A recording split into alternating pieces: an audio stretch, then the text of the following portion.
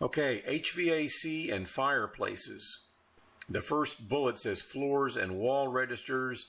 You just want to make sure that you don't have a carpet that's over top of a floor register or a big piece of furniture that's in front of a wall register where you're being supplied or a return register. So just check those things out to make sure that the heat that you're buying from the utility is getting into the house.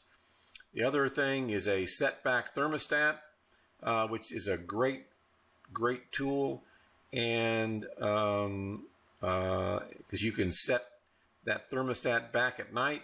You can set it when you're gone during the day at work if no one's in the home, so it helps you manage how much heat your house needs. And you can set it a half hour before you come home so that by the time you get home the house is back up. Ducts in unconditioned spaces. We've talked about some of this stuff, but this is a duct where they had a poor connection here to a main trunk line, and so what they did is they used that magical great stuff foam caulk to help make this connection airtight. Service and filters. Changing your filters on a regular basis is an important thing to do, and you should do it ideally they change your filter at the beginning of the air conditioning season and at the beginning of the heating season. I know that I'm as bad as anybody else in terms of remembering to do that stuff, but it does make a difference. Your system will run easier, and that means you will feel more comfortable and pay less money to the man.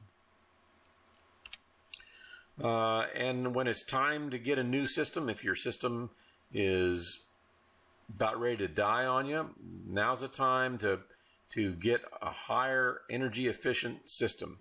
The cost of energy is not going to go down. It's going to go up over time, and it's one of your best investments to get a high energy system.